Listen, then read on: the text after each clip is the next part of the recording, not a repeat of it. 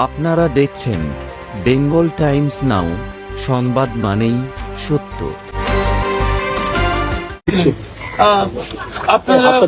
এরা হারের ভয়ে আতঙ্কিত। এখানকার যে কাঠমালি সিন্ডিকেট স্কোয়ার ফিট কাউন্সিলররা আছে, যারা মূলত পুলিশের উপরে নির্ভর করে লোককে ভয় দেখিয়ে রেখেছে, তারা এইসব করেছে।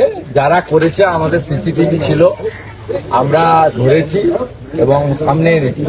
এখান থেকে আমাদের বিজেপির যে অ্যাসেম্বলি কার্যালয় সিসিটিভি চুরি হয়েছিল, আমি আজকে আবার নতুন সিসিটিভি এখানে আমাদের যারা মন্ডল প্রেসিডেন্ট অ্যাসেম্বলি কনভেনার তারা লাগিয়েছে এবং যে পতাকাগুলো হারিয়েছিল এখানে আবার আজকে পতাকা টাঙানো হলো।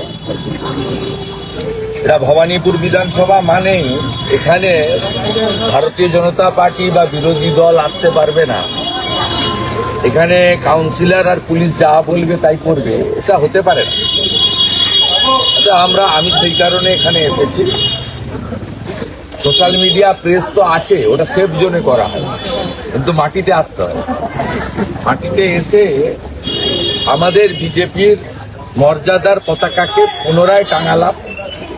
চুরি হয়ে যাওয়া সিসিটিভি বললাম এফআইআর করে রেখেছে আমাদের জেলা প্রেসিডেন্ট এবং লোকাল লিডাররা, দুটো এফআইআর করা আছে এবং এপ্রিল মাসের পরে বিজেপি সরকার এলে এই এফআইআর দুটোকে অ্যাক্টিভ করা হবে। এটা শুনে রাখুন, গুন্ডারাজ খতম করবো আমরা।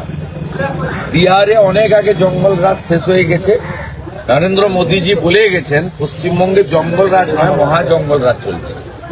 মহা জঙ্গল রাজকে उखाड़ फेंकने का काम हम लोग करेंगे, উপড়ে ফেলবো, মুগুল সহ উৎপাদন।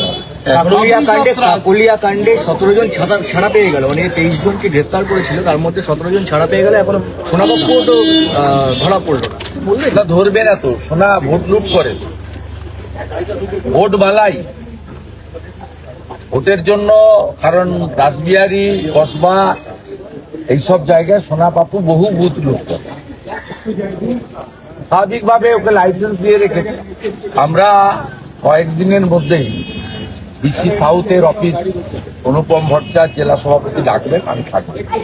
আমাদের ঘোষণাই আছে, থানা করেছি, এরপরে ডিসি সাউথ করব। পরীক্ষার পরে মাইক চালু হলে লালবাজার অভিযান হবে। এই কুমারকে স্বর্গরাজ্য হয়ে উঠছে, 17 জন এই চত্বরে কুমারকে খুব অ্যাক্টিভ করা হচ্ছে তৃণমূল কংগ্রেস। কুমার এখানকার নামজাদা। আরে এসব কিছু চলবে না। নন্দীগ্রামে যেমন দাঁড়িয়ে থেকে হারিয়েছি, এখানেও হারাবো। ওখানেও তো গুন্ডা আছে, এখানেও তো গুন্ডা ছিল, এখানেও তো গুন্ডা ছিল। সব গুন্ডারা চলবে না। মানুষ যাকে চাইবে সেই হবে। মমতা বন্দ্যোপাধ্যায় একটা টুইট করেছেন, টুইট করে সেখানে বাইরে গিয়ে যে বাঙালিরা আক্রান্ত হচ্ছেন সেই বিষয়টা বারবার উত্থাপন করছেন এবং কিছু বিধায়করা তারা প্রাদেশিকতা ছড়াচ্ছেন, বিহারি, বাঙালি, পাঞ্জাবি এই সমস্ত করে। কলকাতা শহরে লাভ হবে লাভ হবে না। হিন্দুরা বিভক্ত হবে না। কোনো হিন্দু রাষ্ট্রবাদী এবারে বিভক্ত হবে না। ভাষার নামে, জাতের নামে বিভক্ত হবে না। আমরা শুরু করি ভারত মাতা দিয়ে, শেষ করি ভারত মাতা দিয়ে। উনি যে চক্কর করছেন, এই চক্করে এবারে হিন্দুরা পড়বে না। ওনার আমলে কোনো হিন্দু, সে গুজরাটি হিন্দু হোক, মারাঠি মহারাষ্ট্রের হিন্দু হোক, ইউপির হিন্দু হোক আর বাঙালি হিন্দু হোক, কেউ ভালো নেই। কারোর বাড়িতে চাকরি নেই, শিল্প নেই, রোজগার নেই, হাহাকার অবস্থা। আপনাকে বারবার আদালতে যেতে হয় মিটিং মিছিল করতে। আজকে হুমায়ুন কবির উচ্চ মাধ্যমিক পরীক্ষা চলছে, সেখানে বাইক র্যালি করছে, এত গাড়ি নিয়ে বেরিয়েছে, মানে একই মধ্যে দুটো বাবরি যাত্রা।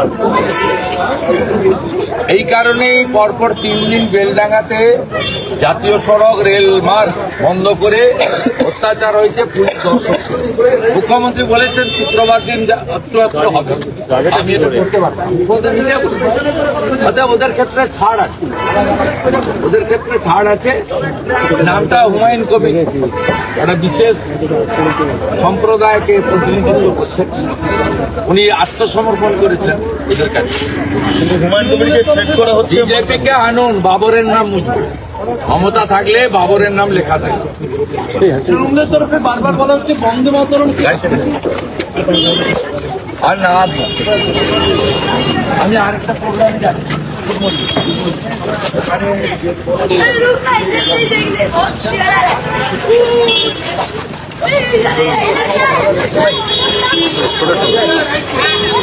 রাস্তায় আল্লাহ সবাই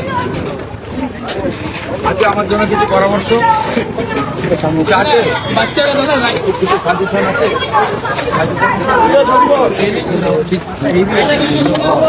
বাচ্চা লোক